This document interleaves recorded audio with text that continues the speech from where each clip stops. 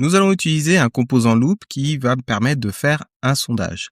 Les composants loop sont accessibles dans Outlook en cliquant sur ce symbole. Je sélectionne ensuite le type de composant, ici table de vote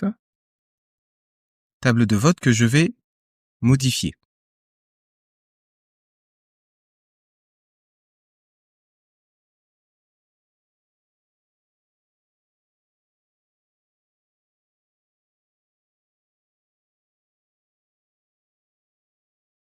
J'ai mis mes propositions et toutes les personnes qui sont destinataires de ce message vont pouvoir modifier ce composant loop.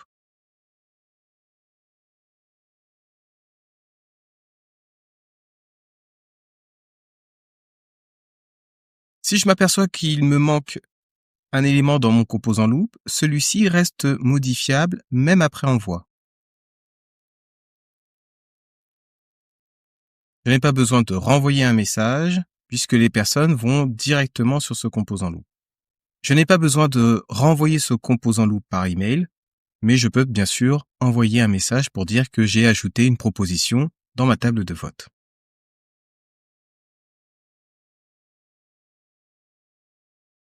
Lorsque le destinataire reçoit le message, il y a un lien vers ce composant loop.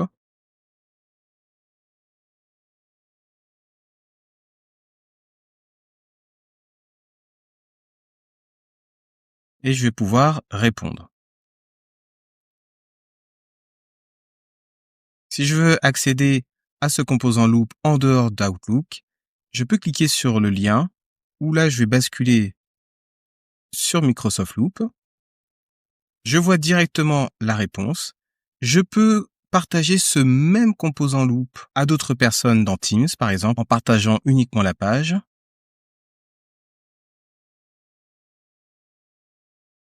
Et ici, je vais sélectionner un membre de mon entreprise.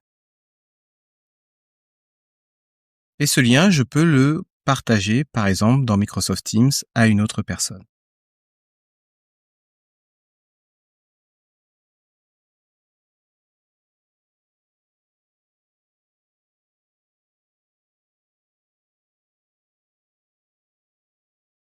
Autre façon d'accéder à ce composant loop, c'est d'accéder à OneDrive. Et dans OneDrive, il y a mes fichiers. Et comme ce composant loop, je l'ai fait à partir d'Outlook, il apparaît dans les pièces jointes ou attachments. On va pouvoir modifier ce composant loop.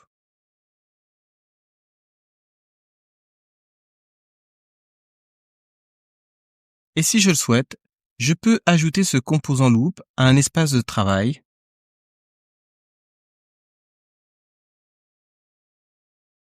Et maintenant, je vais aller dans cet espace de travail.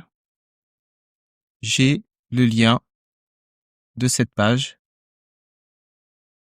Et je vais pouvoir déplacer ce lien dans mon espace de travail. Et bien sûr, les personnes qui ont accès à cette page, même lorsqu'on déplace vers l'espace de travail, auront toujours accès à ce composant loop.